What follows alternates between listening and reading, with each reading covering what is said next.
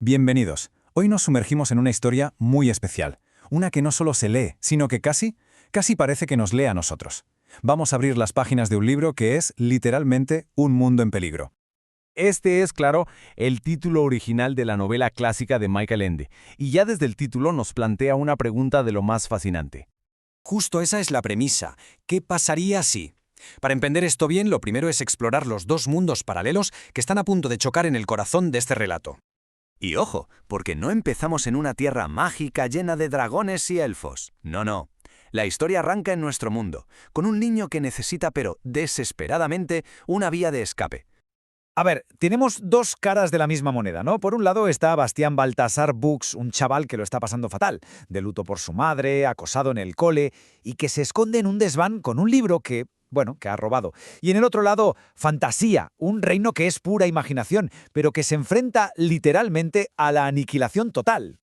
Y aquí está la clave de la crisis en Fantasia. Su enemigo no es un villano con un ejército, no es un monstruo, es un concepto, la nada. Un vacío aterrador que, y esto es lo importante, nace de la apatía y el olvido de los humanos. Mientras Fantasía se desmorona, toda la esperanza que queda recae sobre los hombros de un héroe. Bueno, de un héroe de lo más inesperado. La misión es totalmente desesperada. Y para llevarla a cabo eligen a Atreyu, un cazador de solo 10 años que tendrá que cruzar una tierra que se está muriendo, enfrentándose a pruebas que, destrozarían a casi cualquier adulto. Y a través de todos estos desafíos, de todo este sufrimiento, Atreyu va descubriendo poco a poco una verdad terrible sobre lo que Fantasía necesita de verdad para salvarse. Y aquí está la clave de todo, el giro. La solución no puede venir de dentro de Fantasia, es imposible. El Salvador, sea quien sea, tiene que venir de fuera, del mundo de los humanos. Esta explicación de Guimorc es sencillamente brillante. Nos muestra la conexión directa. Cuando los seres de Fantasía son devorados por la nada, no desaparecen sin más. Se transforman, se convierten en las mentiras, las ansiedades, las ideas tóxicas que envenenan el mundo de los humanos.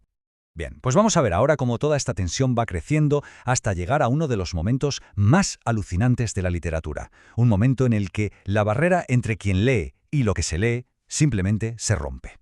La cosa se pone fea. A pesar de todo su valor, Atreyu fracasa en su misión. Y en un último acto desesperado, la propia emperatriz busca la única entidad que podría forzar un cambio, el cronista de la mismísima Fantasia. Es una jugada maestra. El viejo empieza a leer la historia de Bastián encontrando el libro, quien a su vez está leyendo sobre la búsqueda de Atreyu. Búsqueda que le lleva a este preciso instante. ¡Pum! Se crea un bucle infinito del que nadie puede escapar. Y justo en ese momento de crisis total, Bastián por fin lo entiende. El Salvador es él. Y grita el nuevo nombre para la emperatriz. Hija de la luna. Rompiendo el bucle y entrando por fin en el mundo de Fantasía. Pero a ver, que nadie piense que la historia acaba aquí. Salvar Fantasia es solo la primera mitad del libro. El verdadero peligro, el viaje más complejo, es el que Bastián está a punto de empezar por su cuenta. A Bastián se le entrega el Aurin que le da el poder de reconstruir Fantasia con sus deseos. El amuleto dice haz lo que quieras. Pero no es tan simple. No significa pide lo que te apetezca, sino que le empuja a encontrar su verdadera voluntad, su esencia más profunda. Y ese camino está lleno de trampas. Y aquí está el pacto diabólico, por así decirlo. Por cada deseo que pide, por cada fantasía que cumple, paga un precio altísimo. Pierde un recuerdo de su vida en el mundo real.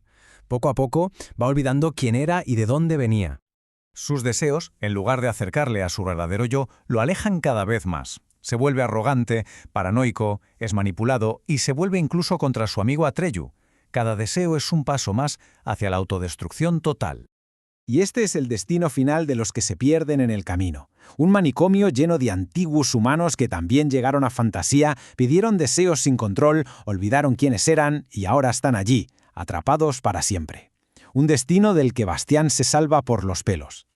Justo al borde de perderse para siempre, cuando ya casi no le quedan recuerdos, Bastián por fin descubre qué es lo que había estado buscando todo este tiempo. Cuando ya no tiene nada, ni poder, ni arrogancia, ni casi memoria, emerge su deseo más puro y fundamental, ser capaz de amar. Y ese, y no otro, era el núcleo de su verdadera voluntad. Y ese último deseo es la llave que le permite encontrar las aguas de la vida y volver a su mundo. La historia, que había empezado como una huida del dolor y de su padre, se convierte en el puente que le permite reconectar con él y, por fin, empezar a sanar. Al final, lo que nos enseña esta obra es que el mundo real y el de la imaginación no están separados, se necesitan, dependen el uno del otro para estar completos. Y esto, claro, nos deja con una pregunta fundamental sobre el poder y la necesidad que tienen las historias en nuestra propia vida.